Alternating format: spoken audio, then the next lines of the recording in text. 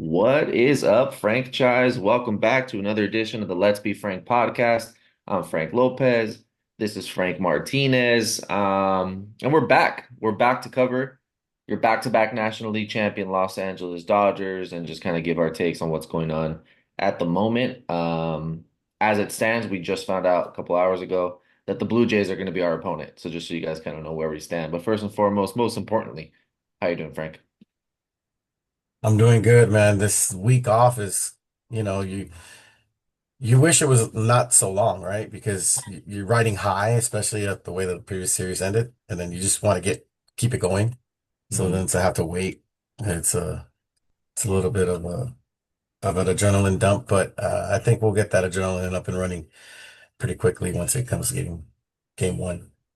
Yeah, and it's a little built in. So I mean, the Blue Jays are going to have some days off too, you know. So I don't think it's going to be a case of like one team being way more rested than the other. Right, right, Um, it's enough time to kind of kill any momentum that you want to call.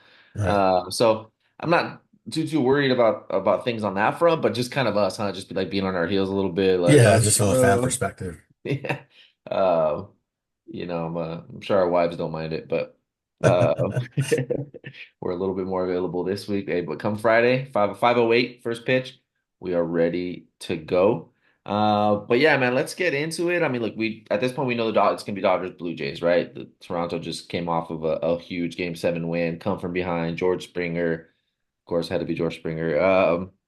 Putting them ahead in just like dramatic fashion. It's pretty epic, to be honest. But we haven't talked in a couple weeks, so I think it's appropriate if we kind of talk about the NLCS a little bit and kind of Yeah, agree. break down kind of how that went, what our thoughts are. Dude, we swept the best record in baseball. Like I mean, I don't think anybody really anticipated that result. But also no, Right. I don't think anybody's really surprised by it either. You know, I mean, it's one of those things where the Dodgers. One of the more frustrating things, in my opinion, throughout the season is like, dude, this team, you see the names on this roster, you see like the starting pitching and bullpen names and everything just lining up. And it's like this team kind of failed to impose their will on teams throughout the regular season. Um, where you would look at like the lineup side by side and again the pitching and they'd be like, why can't this team just like show up and just dominate consistently? Right? Right. Well, it chose a hell of a time to start doing it, in my opinion. And yeah, it turned into a four-game sweep and without home field advantage too. So it's didn't seem to matter. So biggest takeaways from that series, Frank. I mean, what stood out to you? Obviously, me and everyone else is the pitching. Uh, Going to that level that we, you know, knew they could. Hmm. They just really hadn't put it together until the right time.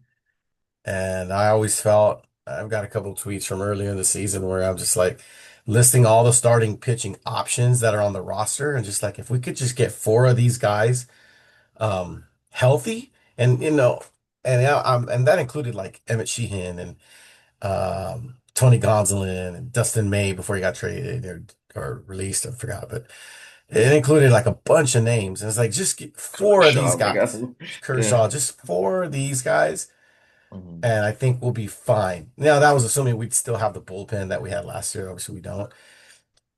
But what a great thing to have like to have four, and it's the best four. Mhm.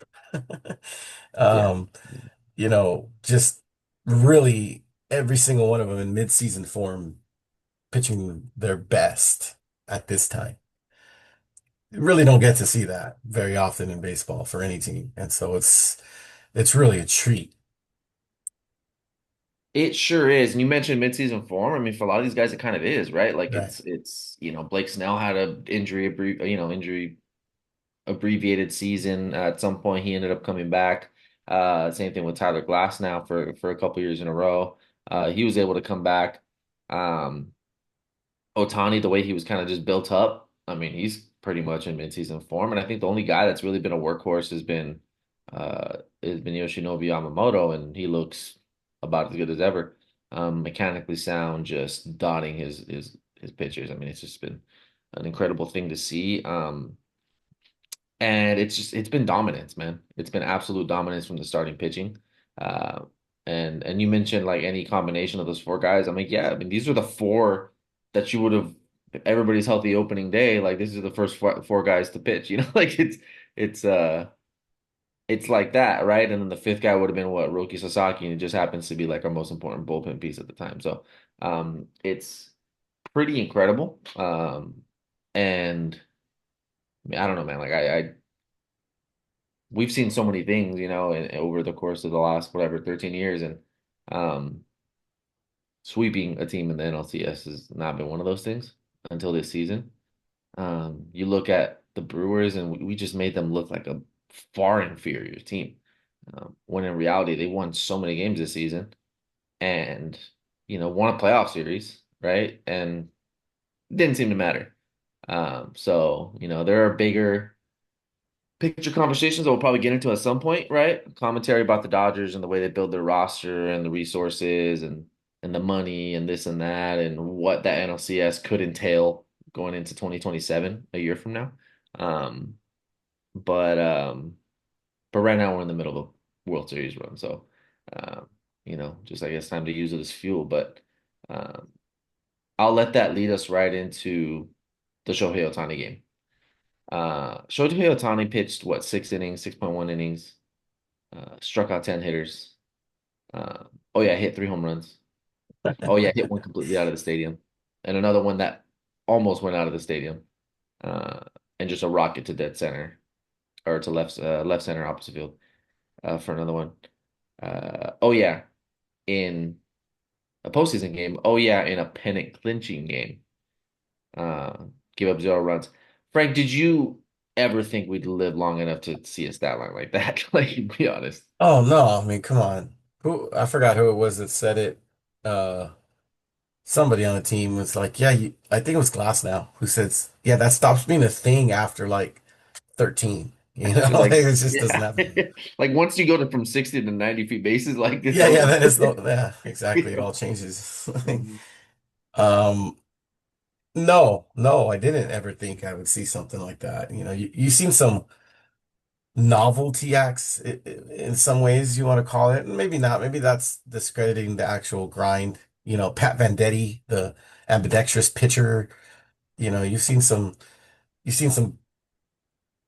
I don't even want to say good hitting pitchers, but guys who hit well for being a pitcher. You Zach Greinke, Madison Bumgarner, Carlos Zambrano. It's just like you've seen that kind of stuff, but just to see someone not only do it well, but like be elite at both and also clutch. It almost you almost don't even realize what we're witnessing. You know what I mean? Like you do, but you don't.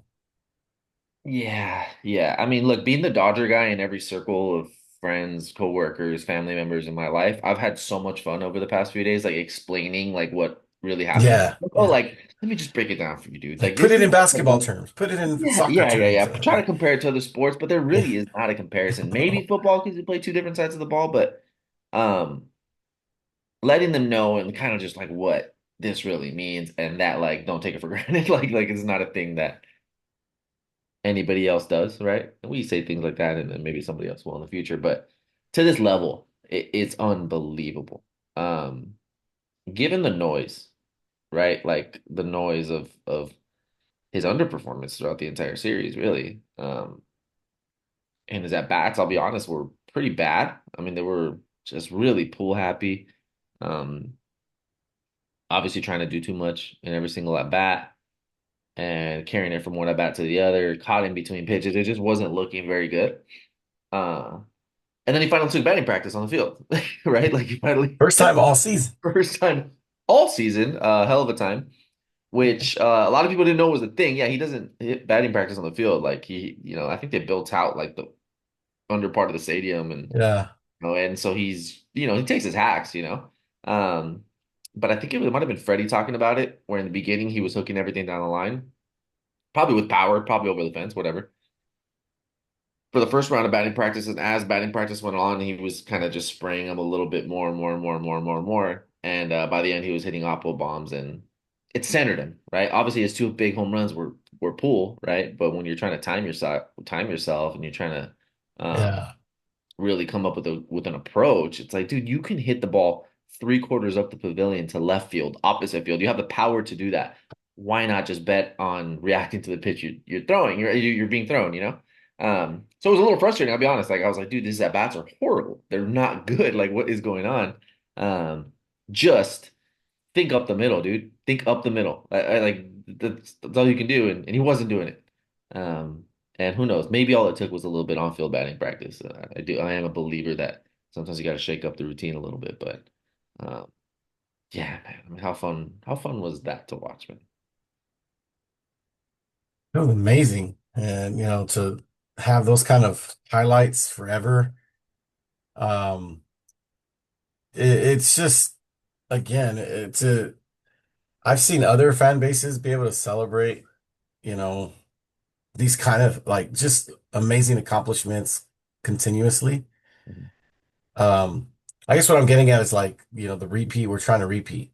Mhm. And now we have the actual chance to do it since everyone knows the 2000 Yankees. Yeah, And we'll have to beat the team who was the last to do it before the Yankees, which was the 93 Blue Jays or good 94 point. Blue Jays. Good point. Whatever it was.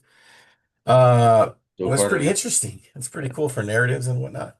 I just Okay. think overall it's an amazing thing to be able, at least for me, to root for the team and there be competition, but it's relatively speaking stress-free.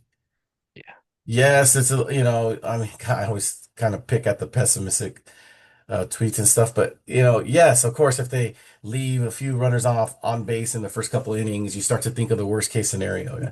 But with this team, I think they've earned in the last 2 years now, they've earned the right for us to think of the best case scenario. They've earned the right for us to think like these guys can pull this out. They can still string together some at bats. They can. I mean, we've lost one game this postseason. And some might say we played it late, right? We were just down what 2 runs or whatever late in the game. So it, this kind of gets into foreshadowing, but they've earned the benefit of the doubt, like without a doubt. And it's so great to root for a team where they deserve that now. They've flipped the script from, yeah, we should be worried no matter what. Like I don't care how many runs we're up to for us to say like, nah, this team can do it. They have the culture, they have the camaraderie, they have the talent and the experience, everything else you would want to rely on when you need to. Yeah. Like the zero panic, you know? Like Right. something like eventually it's gonna get to someone that's gonna do the job. Like and stay with your approach. And not to get that might be why Shohei's shortcomings were kind of standing out a little bit. Because he kind of seems to be the only one that's really trying to do too much. Maybe like Nandy Pages or somebody down towards the bottom of the lineup as well. Um, but approaches were sound. I mean, I would think there was one game in particular. It was when Freddie Peralta was pitching for Milwaukee. When the at bats were just beautiful, they were just solid at bats. Every at bat was like a 6, 7 pitch at bat, and reminded me like peak Dodgers of the years they weren't winning it, and they would abandon that type of thing and sometimes get away from it.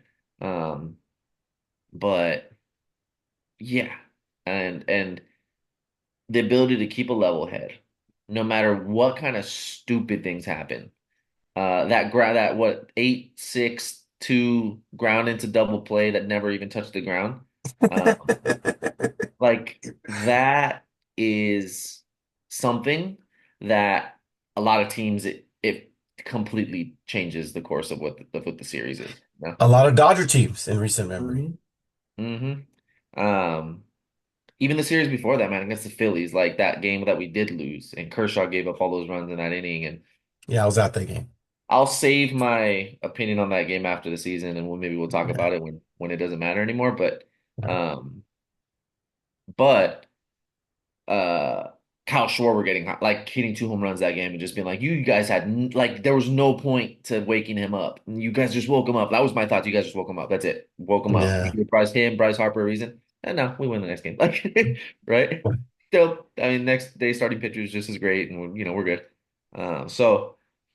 leadoff home run of the Yamamoto start against the Brewers, right? Like first at bat, home run, opposite field, on the road, going crazy. But it's like these guys just have level heads, right? These guys they play with the conviction and the confidence that just it's funny to Right. see it with a Dodger uniform on, right? It's um kind of it is terrifying to come to like expect that from the team, but imagine being on the other team or being on the other side, like playing against these guys. Like what are the thoughts, you know?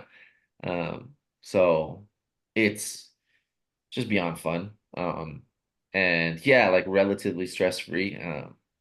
It is a bit of a shock, right? To get to this point and even like winning the series and the team not like celebrating super hard on the field. It's kind of like, yeah, but I feel like maybe we all kind of feel like that, you know? The goal is to run it back, and we know exactly where this team needs to be. And it's come a little bit easier to this point, you know. We're what 7 6, 9-1. Was it 9-1?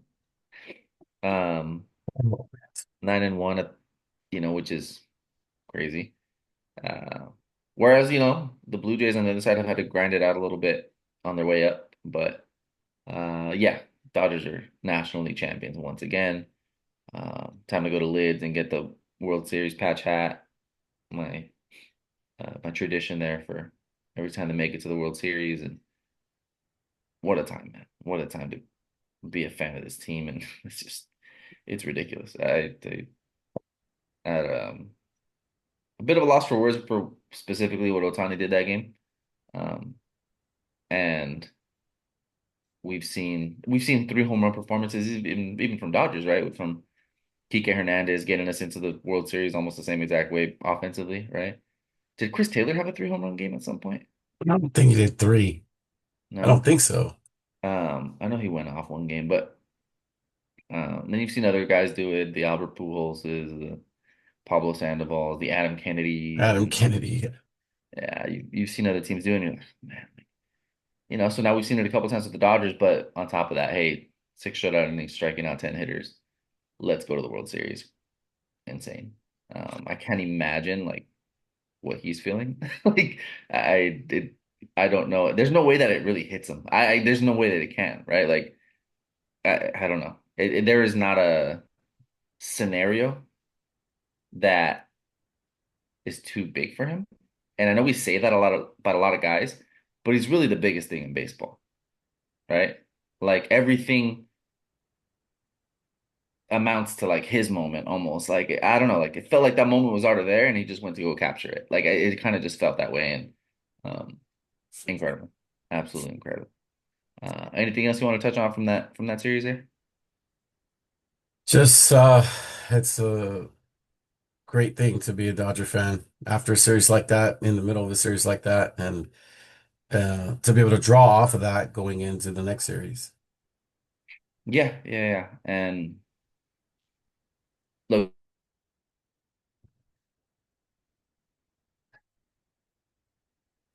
right? Luzo. Uh, that's it's the best punch I think that the American League has for us. With the offense that they have, the fact they're getting home field advantage, um, the stadium, that stadium is just rocking. Like it seems like a pretty crazy place to play. And when things are going well for them, I mean, the crowd, I think throughout the course of the postseason has had a bit of an effect because this team seems to just kind of go off. Um, and they have names, man. They have Vladimir Guerrero Jr., they have George Springer. So star-studded, and it's a little different than last year. I'm not gonna lie. Like last year's lead up to the World Series, I was giddy the entire time just thinking of Dodgers Yankees. Like it was crazy. This one feels a little bit more like business, a little bit. Right. Um, Fun nonetheless, right? Um, and also too, I just think I haven't watched as many Blue Jays games, to be honest, as I probably did Yankees games last year. So there's a little bit more of an unknown too. Like, okay, like what's this team's true capabilities? But any headlines, any storylines going into the series, Frank, that kind of stand out to you that you want to see play out a little bit? Yeah, the Dodgers pitching versus this kind of offense. I think while the Brewers had that kind of small ball, uh, base hit, string together manufacture runs against the Brewers, which is one way to be an elite offense. This is a slugging offense that can really just put runs together in bunches. And they have a few different weapons that can hit the big home run, led by, of course, Vlad. Mhm. And so how does our pitching stack up? We see what they did with the Phillies, we see what they did with the Brewers. What do they do if Vlad gets a hold of one? How do we keep the level head and not let that become a 5, 6 run inning? You know what I mean? Mhm. Keep things that, where they are, stay in the moment, especially on the road. So that's going to be interesting to watch. And then on the other side, how does our offense go against what I feel isn't the same level of pitching that we've seen against the Phillies, Mhm. and the Brewers? So I think the offense is ready to explode. We haven't seen an offensive explosion this entire run, really. I guess you could say one game against the Reds, but Mhm. um, and I think they're due for that.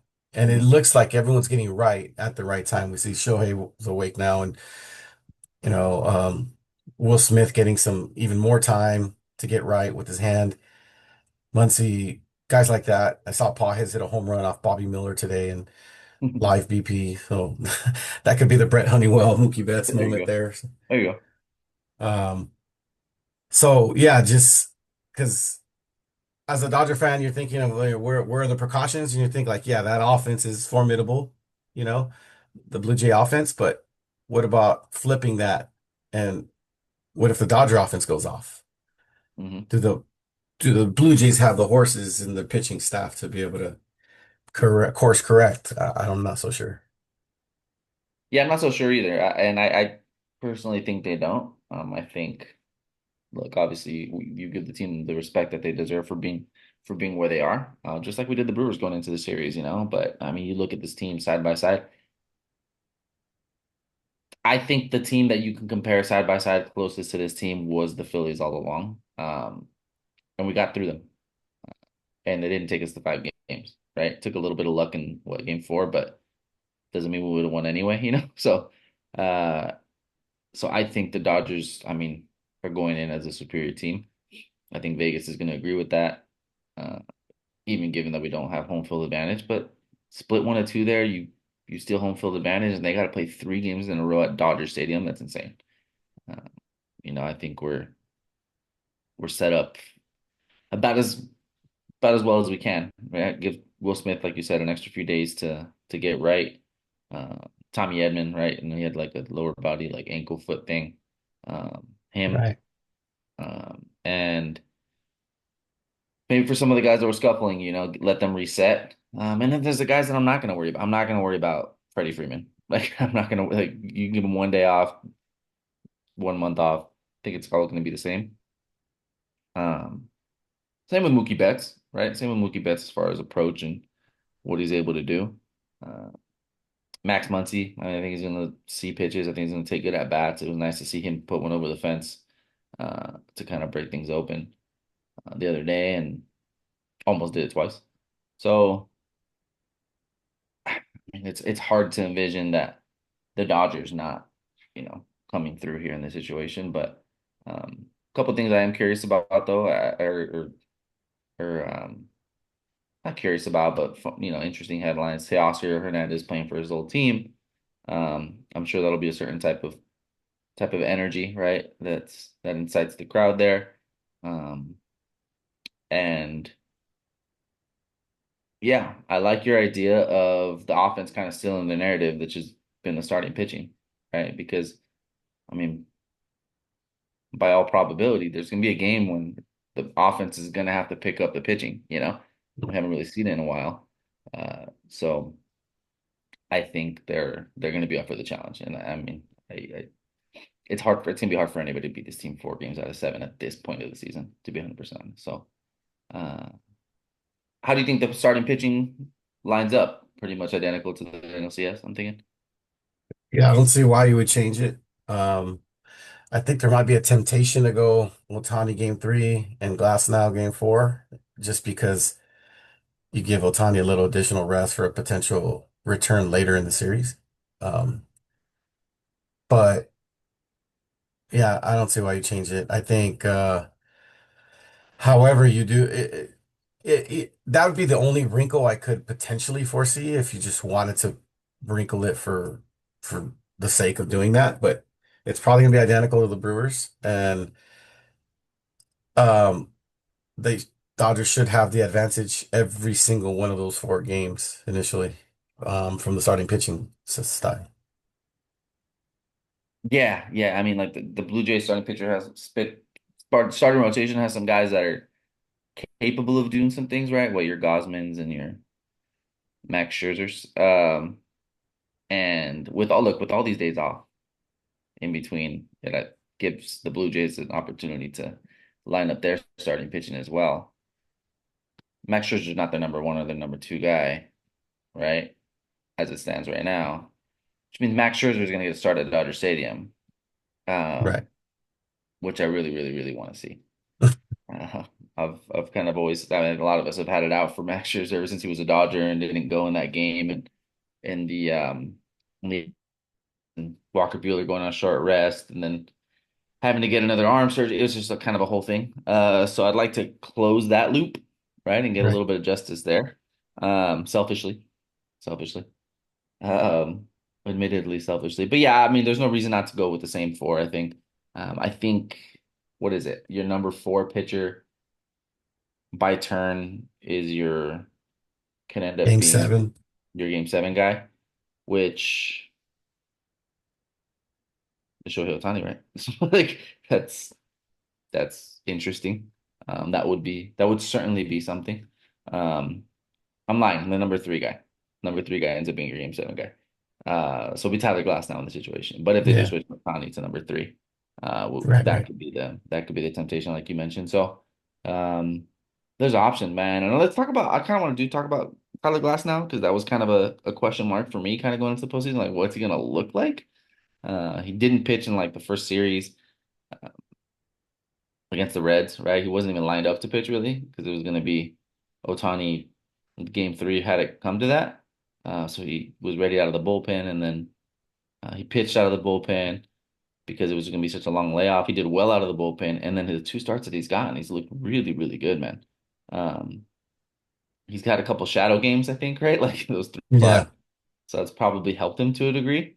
But his fastball looks live and his breaking ball looks really good. So that's been a breath of fresh air, right? Like knowing you're gonna get that from your number three guy, right? So what have you seen out of Tyler Glass now that excites you, Frank?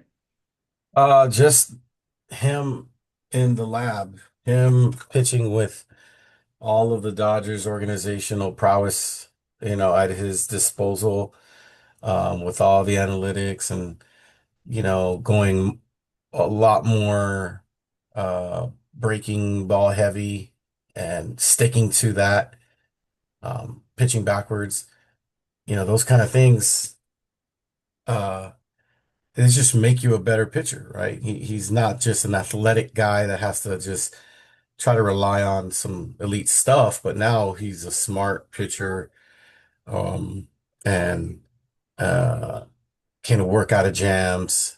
It's and we're seeing that. We saw that in the two starts and the game one bullpen, uh, the innings that he threw out of the bullpen against the Phillies. So yeah, that's your game three guy or potential four.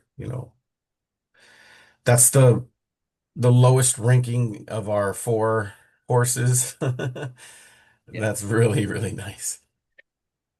Yeah, and I mean, I guess another incentive to possibly use Glass on a game four, not only so you can use Shohei in a seven, but you possibly could use him out of the bullpen in game Right. one with that long layoff too, kind of like they did in the NLDS. But you mentioned kind of like the analytics, and it kind of just goes to what the Dodgers do, and their big financial bets on starting pitching are going to be guys that can really utilize all that information, right? Like it's kind of consistent. The guys that they spend their money on to pitch that many innings in a season and start games for them. Um, Big financial bets are guys that are those types of guys, right? And that leads me right into Blake Snell. Um, I'm so impressed with Blake Snell, dude. Like, I mean, it's an obvious thing to say, and I think we all are, but I'll be honest, man. Like, it was just really easy for us when he played for the whatever for the Rays, the Padres, the Giants. He was always kind of like an antagonistic role when he was with those teams, right? Right. Uh, Pitching against them in the World Series and pitching for division rivals. Kind of just easy to hate on a little bit, just easy to underestimate, um, and easy to write off as kind of just like an overachieving pothead type of guy, right? Like that's kind of the vibe he gives off. Uh, but how studious this guy is, right? That now there's like a Right. meme of him just kind of like looking through like paperwork, like looking through reports in the dugout in the middle of the start, He's a that type pitching of thing. doctor or something. Yeah, yeah, yeah. But I mean, just the way he talks about pitching, um, the way he reads swings, I think is something that I really heard him talk about. It's like, man, that is next level. Reading somebody's swing, and there's guys that will just pitch off of their own strengths, right? But to know you have so many, right? To recognize that and to utilize those tools based off of what the information you're getting from that hitter in real time in that at bat, next level. Not to mention, this guy calls his own pitches on PitchCom, right? So if you guys notice, like for you guys don't notice, before the pitch, he'll have his glove at his waist. He's clicking like what he's going to pitch, and typically that's going to come from the catcher. Um, Right. and he's doing it himself. He's calling his own game and facing the minimum through 8 innings. Like that's in the NLCS, insane madness, dialed in. And yeah, I mean, guys, when we talk again, when we talk about the Dodgers and the money they spend, and I guess we can get into this conversation, Frank, right? The money they spend. Um, Yeah, the Dodgers have one of the top two payrolls in baseball, right? But one of those other top two payrolls in baseball, where are they? Right? New York Mets didn't make the postseason, right? Let's start Right. with that. Um, but on top of that, let's just use the Blake Snell example, right? Dodgers snatched up Blake Snell very, very early, right? In free agency. Um, Signed like what, a 5, 6 year deal, 180 million, something like that. Go look at Max Fried's contract that the Yankees signed for. And at this point right now, who would you rather have? Right. Max Fried's great. Like he had a great season, right? But he didn't give us a performance like Snell's been giving us, right? No. And I guess the counter argument's okay, who's more available? Like, does it really matter? Like who's available at the right time? Um, and who's pitching in the World Series? Who's going to start game one of the World Series, right? And that's Blake Snell. And they did not offer him, they did not commit over $200 million to him, right? So the argument here is like, oh, the Dodgers have, all this money to spend on guys. It's like, well, you're not mad that necessarily. I don't think team fans of other teams are necessarily mad at the Dodgers for spending the money on certain guys. I think they're more mad that their team spent the money on the wrong guys at certain times, right? Your Xander Bogaerts, your Nolan Arenados, your Chris Bryants, your Anthony Rendones, your Yeah, like this guys goes that on. just like what do you like? That's gonna happen, right? So I don't entertain that argument because it's not even the right argument. The right argument is not, oh, they spend money on these guys. Your team can afford it, I promise you, to pay those guys. I promise you your team Yeah. can afford it, right? The right argument is, hey, you can afford to sign a Tanner Scott who didn't do anything for you, a Kirby Yates who didn't do anything for you. That's the real argument, right? And I'm handing them the argument, right? Yeah, You yeah, can afford to Conforto. fail Yeah, them. right, right. You can afford to throw money away on guys like that you maybe can expect a little bit more out of, right? Um, but like guys that you're gonna like center your franchise around, like when's the last time you heard anything about Chris Bryant? Won an MVP, won a rookie of the year, won an MVP in Chicago, disappeared in Colorado. Um, Anthony Rendon's gonna go down as in the conversation for the worst contract of all time, right? Alongside some other Angels contracts that they've had, right? Like, Yeah, right. Josh you're Hamilton, Yeah, man. Josh Hamilton, Pujols ended up being a bad deal. Pujols. CJ Wilson in that time. There's just patterns. There are patterns that these teams go down and I'm not going to entertain it because A, your teams can afford more than they're spending. B, our team spends more of a percentage of their revenue than pretty much any other team, I right? think top three. Yeah. Yeah. So that's another thing is like, hey, what percentage of the money that you're bringing in are you reinvesting? It'd be one thing if the bottom, the A's or whoever that's all the way down there, was spending, the same percentage, and it's like, oh, like, you're It's not supporting. fair. It's not fair because your percentage. It's like, Mm. dude, you're making less money than everybody, and you're spending less money, like percentage, right? This is a percentage game. You're spending a less percentage of your money. Like, what excuse do you have, right? At this point, like, you're just looking at the Dodgers and be like, well, as long as the Dodgers are doing what they're doing, I'm a part of this league, so my franchise is gonna increase in value, and cool, like I'm gonna make my money. Like they're stealing fans' money, really, like with That's no. what it is. Exactly. So, it's what's happened in the NBA and the NFL, right? Like the league grows, so the bottom teams are just going to grow inherently, and they can make no financial commitment. And here we go, like make out like robbers, like thieves, like um, It's a great business model for those franchises. fantastic, especially if you're one of these like legacy owners that got in for hundreds of millions of dollars and not billions or less than that, way less than that, right? Um, right. If you're like in the NBA, I remember when I heard Donald Sterling sold the Clippers for like 2 billion, I was like, what? The Clippers? That's credit to every other organization that's done something to grow the league, not the Clippers though, right? This guy Right. made, and this guy made out with like he made billions off of that team. So that's what these teams are trying to do, right? The Oakland A's are trying to move to Vegas, which they are, and build a stadium. They're gonna get help building the stadium. They're gonna do all this. Their value of their franchise is gonna go up. No thanks to anything that they're actually doing. No thanks. Um, and avoiding to do things that they can afford to do. Not only that, you can sell percentages of your team for a good amount of money, get financial backing, and give something back to your fans, but you're not doing it. You're not doing it, right? And I've been hearing Andrew Friedman talk a lot lately, Frank. Every chance I get to hear him give some type of interview or whatever, press conference, I dig in, I listen. I don't remember the last time he went um given the opportunity to speak where he did not mention the debt that he feels to his quotes, the incredibly passionate fan base that the Dodgers have.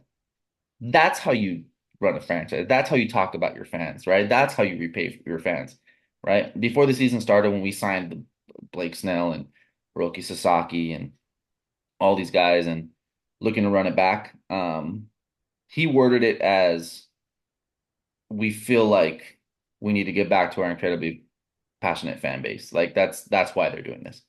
And I feel rewarded as a fan, man. I do. I Right. feel very rewarded as a fan. I got hyped up about like 3 jerseys last offseason. Like, hey, let's go. And the money keeps making money, you know?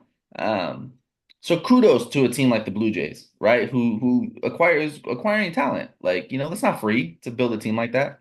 Um, to a team like the Phillies, man, like that's tough. We've been where the Phillies are right now. We've been there, man. Like we've been there where it's like, dude, you have these teams that are so talented, and like something happens in October where you're just not getting through, and you have those weeks off. Like the Phillies, I feel like were where we were 2 years ago, right?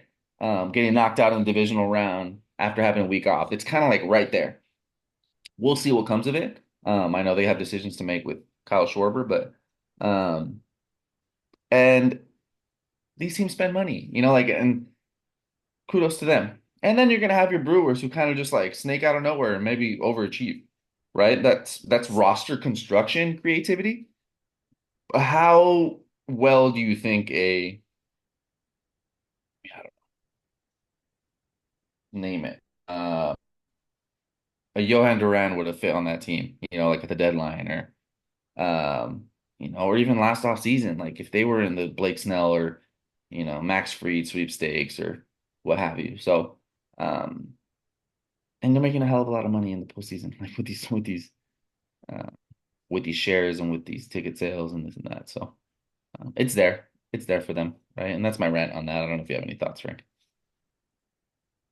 Agreed. These owners are stealing money, and fans are mad at the directing their anger into the wrong direction. It's Bryce Harper is the most popular person to say it. And he's like, no, I think you're a loser.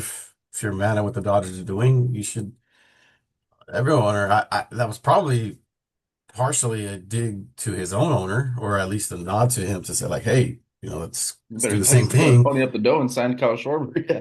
And I don't know if you heard a sidebar, but did you hear what the owner, or not the owner, but Dave Dombrowski said about Bryce Harper No, what in is it? his, oh my gosh, he said something along the lines like, it remains to be seen if Harper can get back to being an elite player because, he wasn't really an elite player this year. He's kind of like got the Freddie Freeman. He named Freddie Freeman by name. It's like he's kind of like that Freddie Freeman. You wouldn't say Freddie Freeman's elite anymore. He's still solid.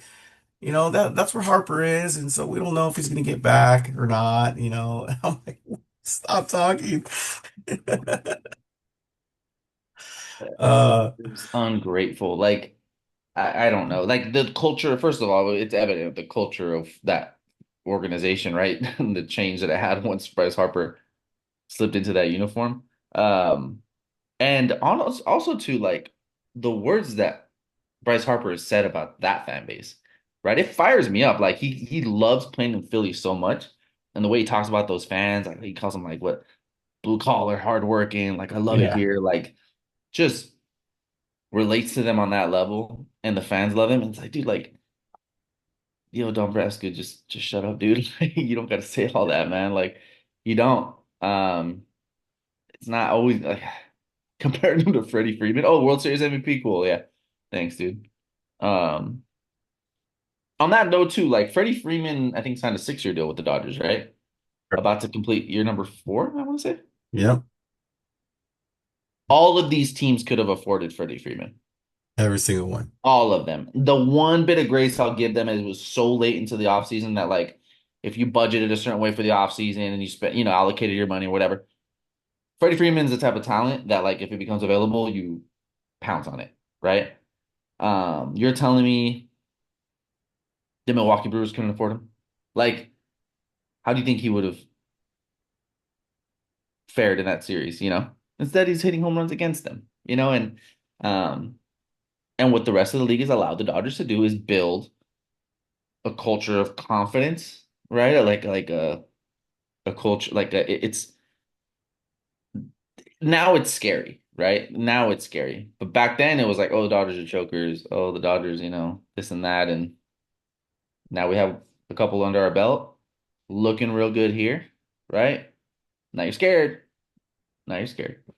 Um, And right? now it's a And now the problem. game is like, okay, there's a lot of money committed to all these guys, and they're not going to get younger, obviously, That's going to be the game. Um, but it's also a business, man. Like the Dodgers know how to monetize that too. Like it's not it's not it's not as easy as like, oh, you have money, you spend it on the players and you win baseball games. Because we were spending a lot of money to not win the World Series for a long time too, you know? So we know out of anybody, we know exactly what it could be and what it could feel like, right? And so um that's my gripe kind of with the rest of the league right now. People making like the NLCS like, oh, this is gonna be if the Dodgers win this series, they're gonna, they're The for sure gonna lockout. lock down Yeah. after 2026. And I'm like, dude, like you're gonna bail out these owners. Like fans, like be careful, man. Be Right. careful. They are taking your beer money and just wiping their ass with it. Like that's what they're doing. And um it's an insult to you guys, right? If you're a fan of one of those like bottom 8 payroll teams that just doesn't make the postseason, like what's the point of your existence in this league? Honestly, what's the point, right? You're just a shell organization, is what you are. But there's people that love your team, that love wearing your colors, man. Like this is a special type of business, and it shouldn't be run that way. It shouldn't. Um, so we'll see what comes of it. Um, but I think there's a much more compelling case for a salary floor than a salary cap. At the end of the day, if there's a lockout and there's changes and whatever, the Dodgers are gonna still be one of the teams that tries their absolute hardest to win. And those teams that don't are still gonna be those teams that don't. Mhm. Yeah. So they're just going to be playing with within a different parameter of rules, but you're still going to have the separation between the top and bottom still going to exist. Yeah. With no excuses. Like that's it. Your excuses Yeah, are right. out the window. Like, what are you gonna say at this point? Right. So, not to mention the growth of the game. Like, you want to create these stars, right? You want there to be a myth to these people. You want to talk about the $700 million contract because of it brings eyeballs to the game, man. It brings eyeballs to the game, but also you want to pay 700 million to the right guy also too, right? Like there's a guy over there in New York right now not playing in the postseason that got paid one of those types of contracts and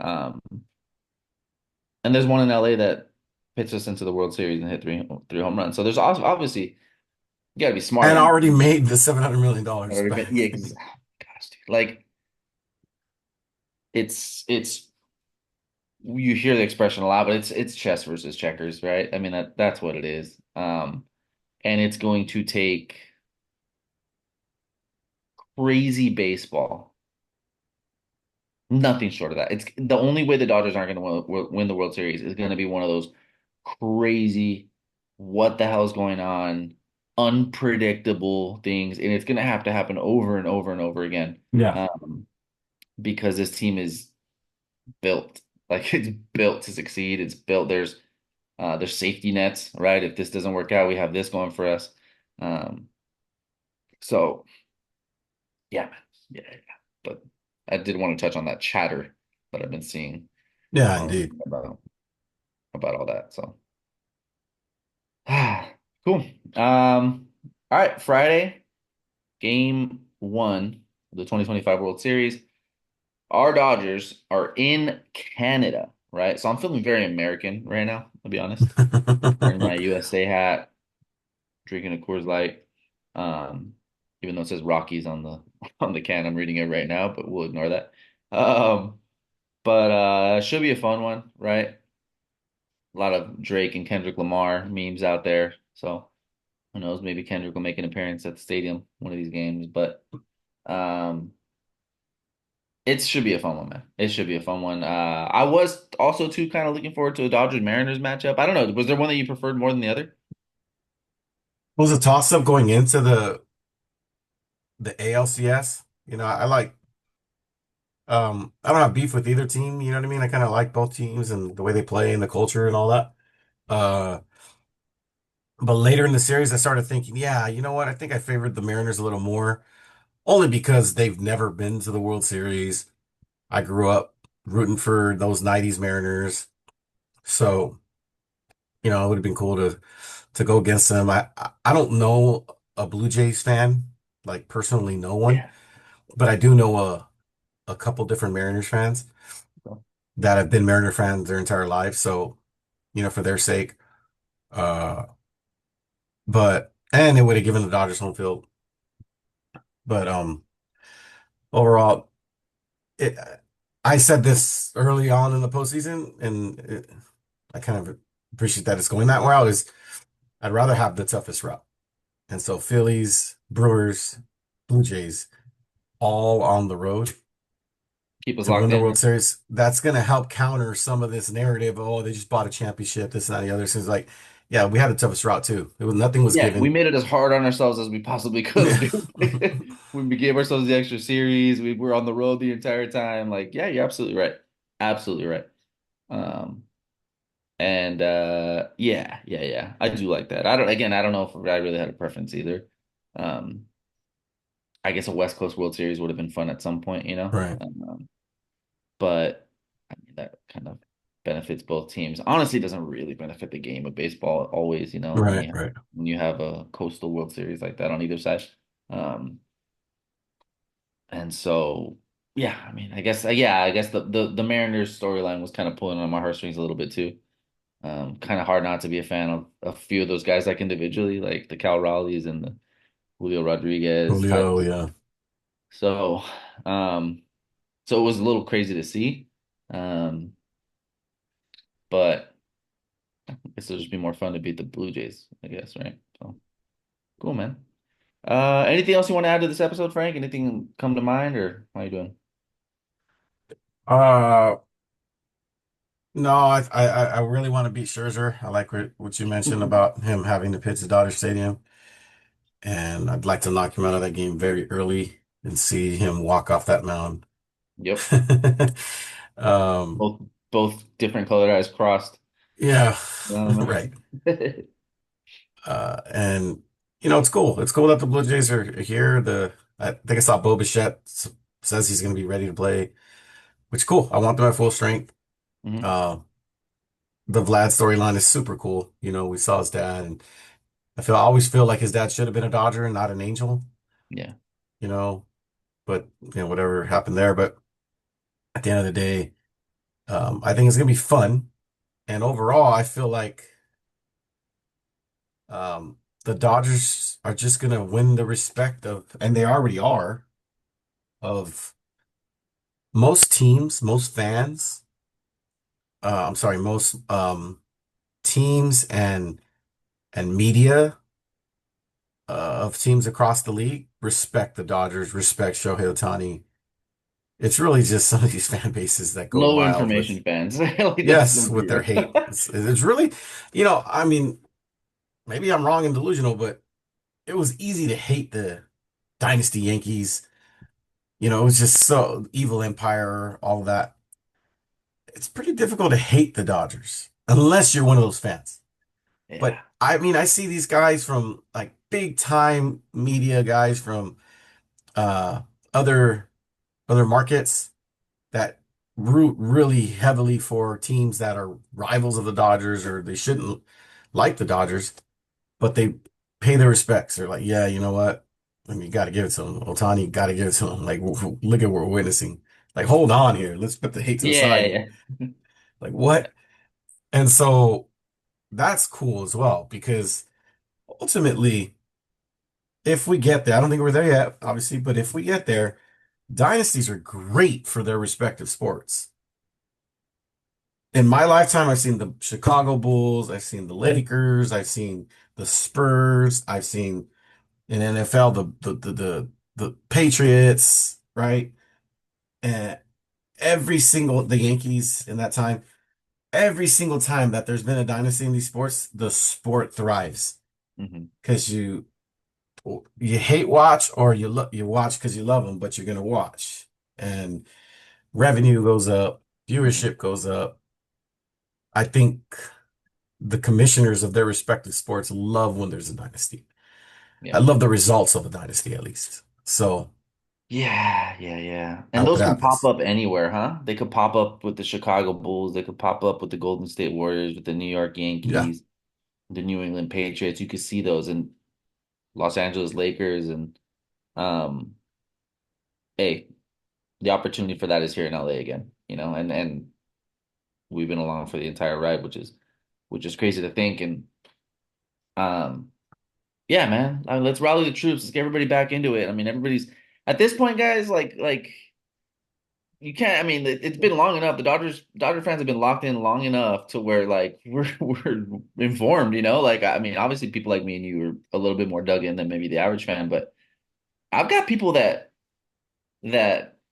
early in this run of success weren't as dialed in, but now they've been watching so much that they're true fans, like Yeah. with Right. information, with knowledge, with passion, that spend money going to games, and um that is what the Dodgers are gifting baseball, like generational fans, which is great. And just to see people share it with their kids and generations and stuff, it's fun. So could not agree more on that line. So um I think that's gonna wrap it up for us here.